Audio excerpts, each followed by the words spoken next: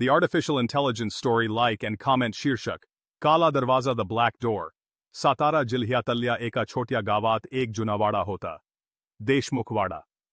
लोक म्हणायचे, वाड्याच्या मागे एक काला दरवाजा आहे, जो कोणी उघडला नाही तर ठीक, पण एकदा उघडला की माणूस परत येत नाही. गावातलम सगळं लोक त्या दरवाज्यापासून दूर राहत. पण आर्या, एक कॉलेज विद्यार्थिनी, संशोधनासाठी गावात आली होती.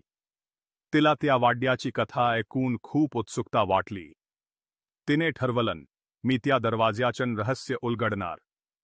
त्या रात्री ती टॉर्च, नोटबुक आणि मोबाईल घेऊन वाड्यात गेली. वारा हुंदडत होता, खिडक्या आपटत होत्या आणि वाड्याच्या भिंतींवर जुन्या दिव्यांचा मंद प्रकाश पडत होता. ती हळूहळू मागच्या अंगणात पोहोचली.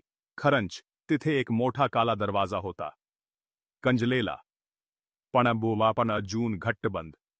तिने दरवाज्याजवळ फोन काढला आणि व्हिडिओ रेकॉर्ड सुरू केला. जर कोणी हा दरवाजा उघडण्याची हिंमत करत नसेल तर मी करणार, ती म्हणाली. दरवाजाला तिने ढकललं. किर्रर्र आवाज आला. दरवाजा हळूच उघडला. आत कालोख होता, फक्त थंड वाऱ्याचा झोत बाहेर आला. ती आत गेली आणि दरवाजा आपोआप बंद झाला. आता वाड्यात शांतता. फोनचा फ्लॅशलाईट फक्त काही फूटपर्यंत उजलत होता. भिंतींवर जुन्या फोटो फ्रेम्स होत्या, पण त्यातल्या चेहऱ्यांची डोळे तिच्याकडे बघत होती, अगदी जिवंत वाटणारी. अचानक मागून कोणीतरी कुजबुजलं. आर्या, परत जा. ती वळली, पण तिथे कोणी नव्हतं. ती पळू लागली, पण वाट चुकली. फोनचा प्रकाश मंदावला. स्क्रीनवर अचानक एक व्हिडिओ आपोआप सुरू झाला. तिचाच, अगदी आत्ताच रेकॉर्ड केलेला व्हिडिओ. पण त्यात ती स्वतः दरवाज्यातून बाहेर येत होती आणि तिच्या चेहऱ्यावर तेच हसू होतं, जसं आरशातलं हसू असतं. पण तिच्या आतली आर्या मात्र अजून आत होती.